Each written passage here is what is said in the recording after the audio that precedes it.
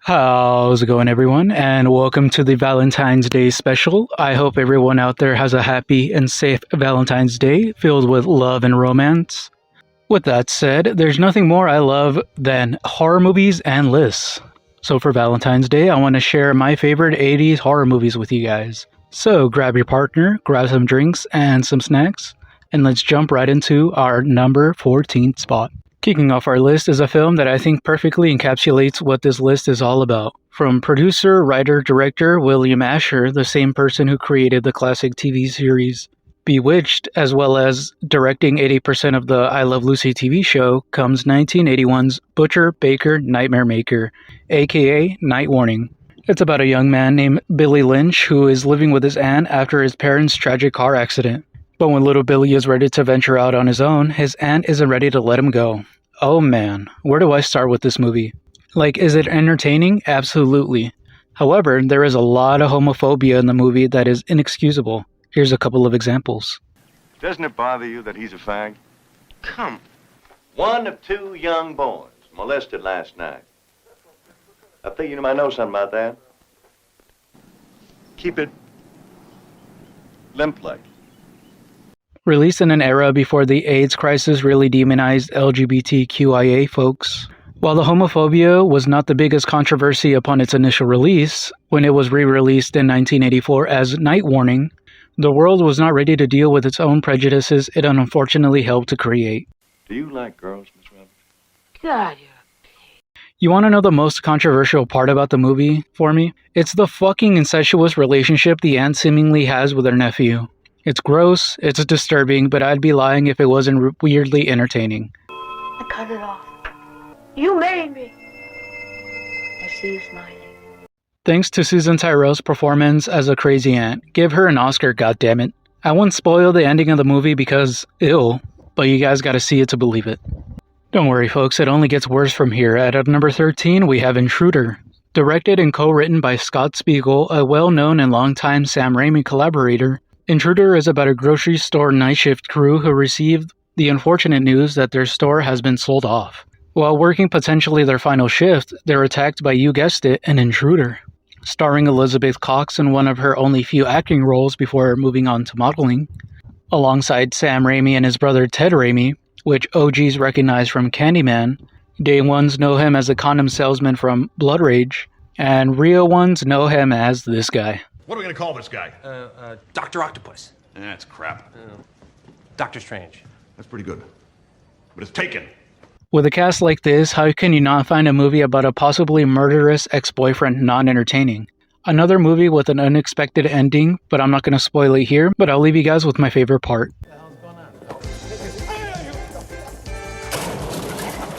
For our 12th spot, we have Basket Case. A story of conjoined twin brothers. One is normal, the other one isn't. The normal one, Dwayne, just wants to go out and live a normal life. However, after being separated, Belial, the not-so-normal one, doesn't want to get left behind.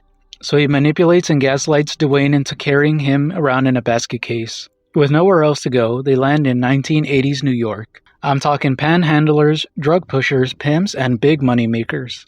The same type of environment you see in movies like Taxi Driver. The point I'm trying to make here is, the brothers are at rock bottom. Well, like I said before, Dwayne is trying to make it into the world, even courting this pretty lady. Belial, though, he wants revenge on the doctors that separated him and his brother. So that's where the conflict of the movie comes from. Now, this one doesn't have a crazy ending like the other two, but it'll keep you on the edge of your seat. At number 11, we have Sorority Babes and the Slimeball Bolorama Baby. A movie I absolutely adore for its camp, sexiness, and magical imp. Have a nice trip. See you next fall.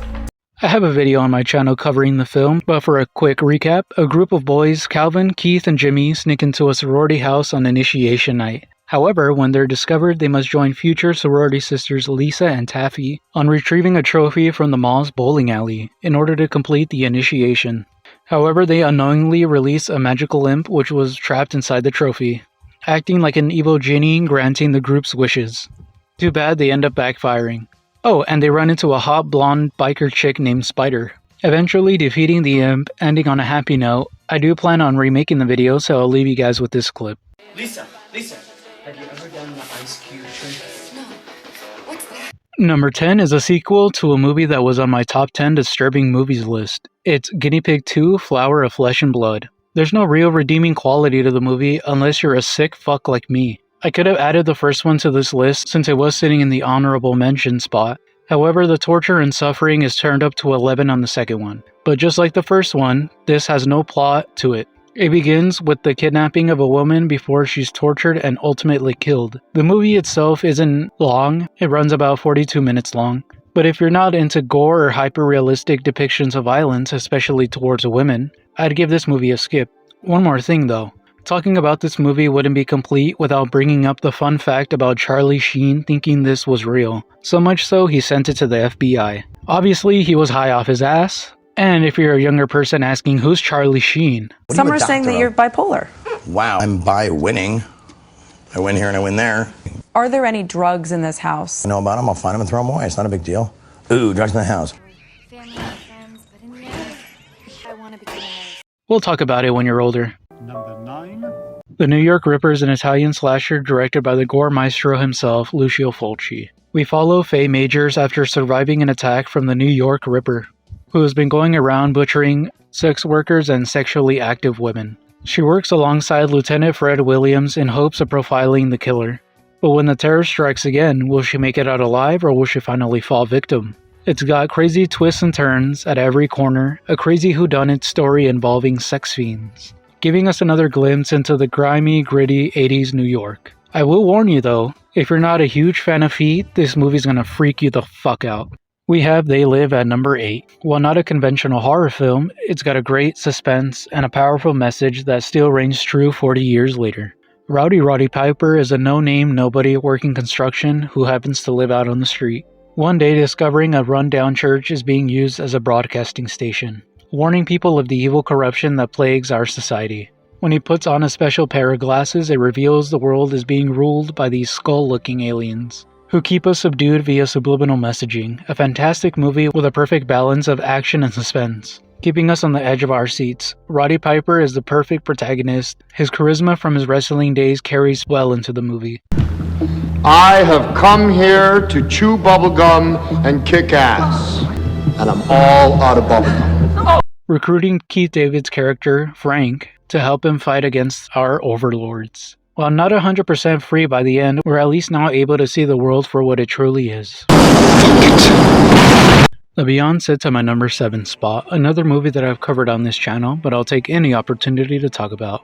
Liza moves down to Louisiana from New York after inheriting a hotel from an estranged family member. Turns out the hotel itself is built on one of the 7 gateways to hell. Now it's a race against time. Will she be able to close the gate and escape, or will she be checking in permanently? While All Colors of the Dark and Torso made me fall in love with Italian horror, The Beyond made me realize that horror doesn't have to be guts, gore, and jump scares. I mean, there is a lot of that in this, all being it a Lucio Fulci film. It also has its mysteries that'll have you questioning what you just saw. In a good way, of course. My favorite example would have to be the ending, when Liza and John are running blinded by the horrors they just witnessed. Trapped inside hell, but it's not the type of hell that we all imagine. No hellfire burning you, no brimstone, or horned devils with pitchforks, but an empty wasteland devoid of any life, no beginning, no middle, or end. Blinded, made to wander for all eternity, until your soul withers away. Just shy of the top 5 spot is Chopping Mall at number 6. Another 80s horror movie with a massive cult following, starring 2 beautiful blonde baddies, Barbara Crampton and Kelly Maroney. Along with some friends, they throw a little shindig at the mall after hours. Everything seems to be well and good. Oh God, you're the king. You're chocolate for the furniture king.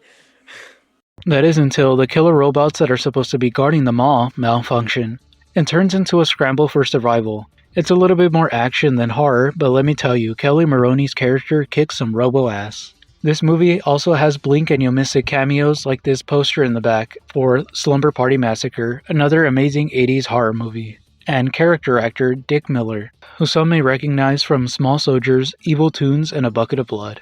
If this list is proving one thing, it's that I love camp. So this movie knocks it out of the park for me. Hey! Have a nice day!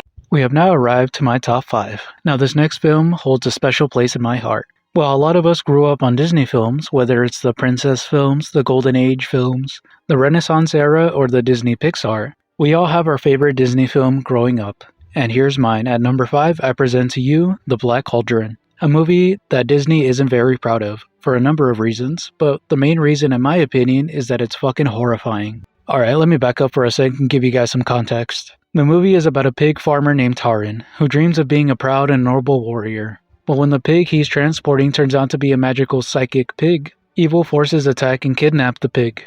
Now Taran must team up and defeat the evil Horned King, who plans on raising his army of the undead. If it sounds intense, that's because it is. I mean, just take a look.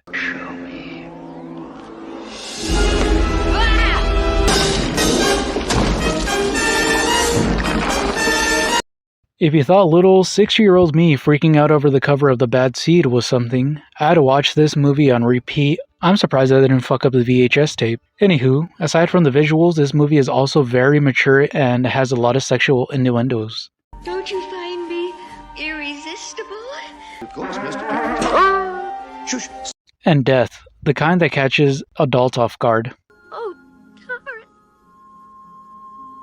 I won't spoil the ending because I really want to cover this movie in the future, so if you guys want to hear me chat my ass off, let me know. For 4, we have Pieces. A university is turned upside down when a killer begins butchering the female students, with one kid Kendall at the center of it all. But he's not the only suspect. Could it be the student, teacher, maintenance, the dean, or someone completely different? The lieutenant doesn't have a clue, resorting to placing an undercover cop on staff. With a tagline like, "You don't have to go to Texas for a massacre," you already know it's something special. Another whodunit story where the killer is targeting sexually active women, while the New York Ripper is Italian, Pieces is Spanish, but with a dubbing like this, You could have destroyed some evidence. Oh, I'm terribly sorry. it would be hard to tell the difference. As for Pieces and our number 3 spot, consider these two films interchangeable. I'll explain further ahead. And at number 3 is The Mutilator, aka Fall Break. A young boy named Ed decides to clean his father's guns as a birthday gift. Unaware that the rifle has live rounds, Ed Jr. accidentally shoots and kills his mother. His father arrives in shock and disbelief. Just look at this man. Flash forward, Ed is now in college and on fall break. With nothing to do, him and his friends just lounge around. Until Ed gets a call from his dad asking for a favor, so him and his friends decide to head to his dad's lakeside pad. On the condition they clean up his mess. Little do they know that there's a killer on the loose, picking them off one by one. It's so bad that the police can't even help. Ending on one of the most intense climaxes to any horror movie I've seen. It's a quirky movie with its colorful cast of characters, comedic moments, and horrifying imagery. It's interchangeable with Pieces because both movies have comedic moments, bad overdubbing, with violence that's turned up to 11. Both involve a prologue where sons kill their mothers. I do enjoy The Mutilator a little bit more though.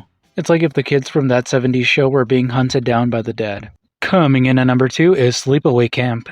Angela and her cousin Ricky are away at camp for the summer, having the experience of a lifetime, making new friends, dodging bullies, and falling in love. That is until someone goes around killing campers and staff. Has someone snuck onto the campgrounds, or is it somebody already there? I fucking love this movie, it's hilarious. Eat shit and die, Ricky! Eat shit and live, Bill. Yeah, Bill, he's a little... It's got romance.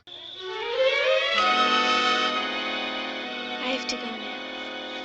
It's got a twist ending that traumatized a generation.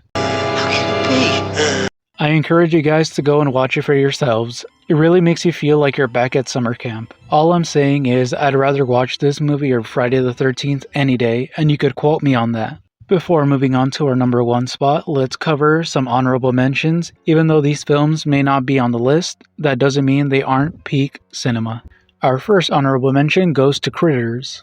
Another movie I saw as a child and another movie that traumatized me. I swear I can make a list of movies that traumatized me as a child. Wait a minute. Write that down, write that down! Anyways, the film is about a family who's attacked on their farm by these alien fur demons. All the while, intergalactic bounty hunters are on their trail. It's a fun movie to watch with older kids with a PG-13 rating. It's got charm, a lovable and quirky family. It does suffer a little bit whenever it slows down, but once the action picks up, there's no stopping it. If I could describe it, it would probably be like if Steven Spielberg's E.T. was written by R.L. Stine. Our second mention is Maniac Cop.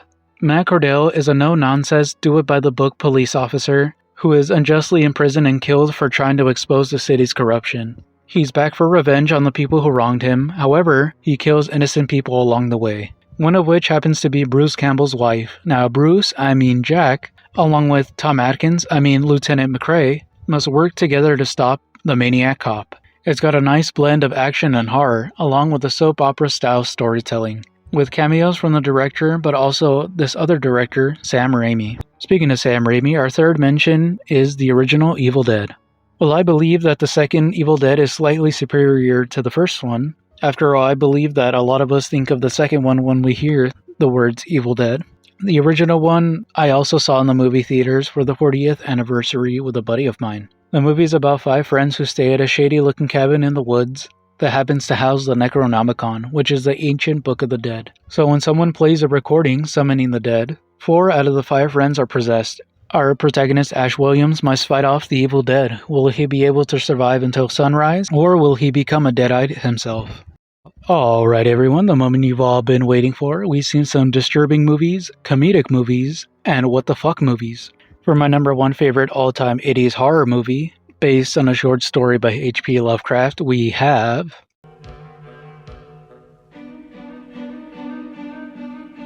Re-Animator is a story about love, science, and death. More specifically about Herbert West and his pursuit to surpass death. Another film I don't know where to start from. The leading man, Jeffrey Combs, who plays Herbert West, man does he do an incredible job at playing the mad scientist / doctor. In my eyes, no one can play Herbert West like this man can. The same way, I guess, when people see RDJ and think that's Iron Man, or Matthew Lillard and go, oh, that's Shaggy from Scooby-Doo. Herbert West has quotable lines such as, "What a note say, Dan. Cat dead. Details later. You'll never get credit for my discovery. Who's going to believe a talking head? Get a job in a sideshow." And with lines like that, it's hard not to love this guy. On the topic of lead actors, Barbara Crampton returns once again as Megan Halsey, in probably her most iconic role, for better or for worse, as well as Bruce Abbott, who plays Dan Kane, boyfriend of Megan and assistant to Herbert West. He does an amazing job at portraying the serious man. Last actor I want to talk about is David Gale, who plays Dr. Carl Hill, the antagonist of the film. He's British, he's perverted, he's a talking head. Now, all of this wouldn't be possible without the people working behind the scenes. The music in the film was composed by Richard Band, which adds a layer of fear and goof.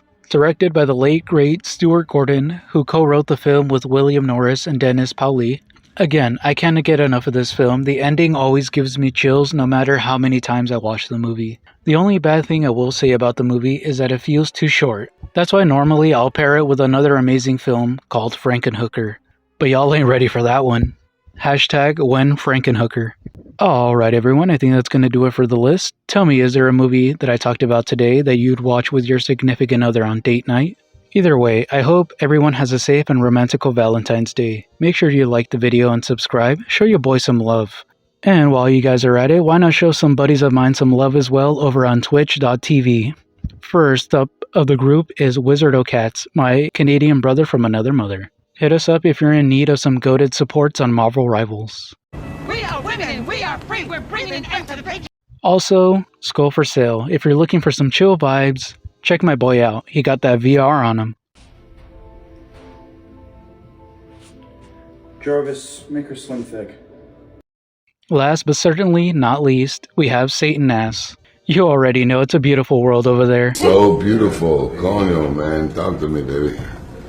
Tell me your story. Tell me. Thank you guys once again for checking out the channel. Thank you guys for checking out the videos. And that's all, folks. I'll catch you guys on the next one.